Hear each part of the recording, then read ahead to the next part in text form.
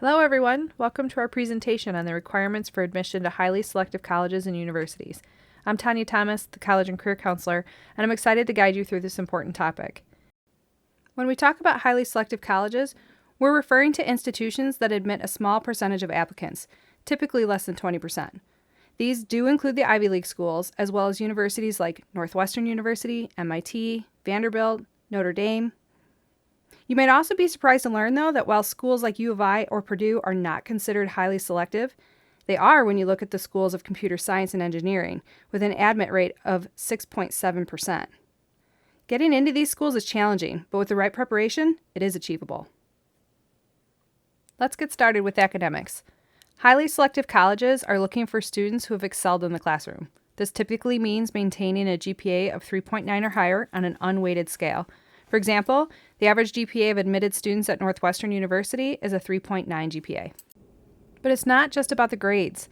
These schools want to see that you've challenged yourself with a rigorous course load. This often means taking advanced placement or AP or dual credit courses. D200 has over 20 AP courses and over 25 dual credit classes, with those numbers increasing every year. Further, making sure that your course selection exceeds our graduation requirements are going to be imperative. A great example of this is Carleton College.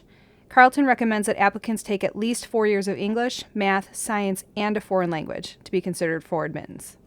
Standardized test scores are another crucial factor. While some schools have adopted test optional policies, strong scores can still significantly boost your application. For the SAT, you should aim for a score of 1400 or higher out of the 1600.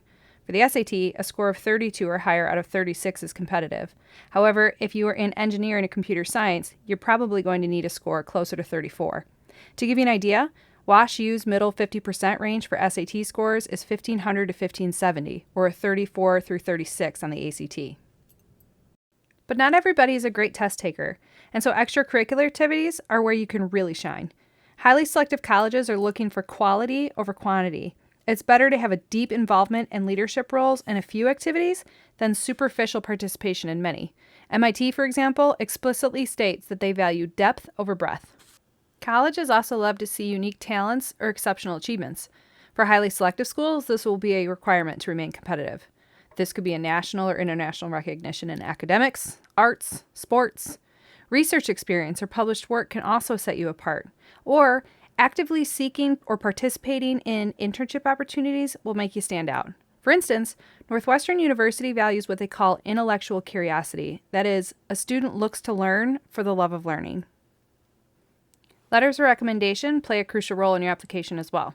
These should come from teachers or staff who know you well and can speak to your academic abilities and personal qualities. Vanderbilt requires 3 letters of recommendation, 2 from teachers who taught you in a core academic area and 1 counselor recommendation. What does this mean? In short, create lasting relationships with your teachers. And then there's the dreaded essay. But don't dread the essay, because your personal essays are your chance to speak directly to the admissions committee. This is where you get to showcase your personality and your experiences and what makes you unique. Be authentic. The admissions officers want to hear your genuine voice. And really, they want to know how well you can write. Most schools require the Common App essay or the Coalition application, which has a limit of 650 words plus school-specific supplemental essays. The essays are a critical component to acceptance to a highly selective school, so make sure that many eyes read your essay. Many highly selective colleges also consider demonstrated interest, that is, how much you've shown you're truly interested in attending their schools.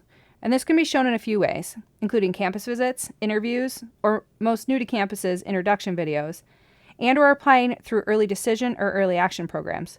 This can also include your level of interaction on their website through email or with the admission representative. Grinnell is known to track demonstrated interest. A note about early decision: if you apply early decision, understand that this is a binding agreement. So if you get in, you typically must attend.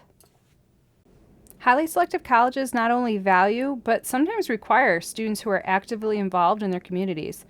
They're looking for meaningful contributions and a long-term commitment rather than one-off volunteer experiences. Brown University, for example, values commitment to making a positive impact. To be clear, you don't have to be involved in everything, but you must be committed to something.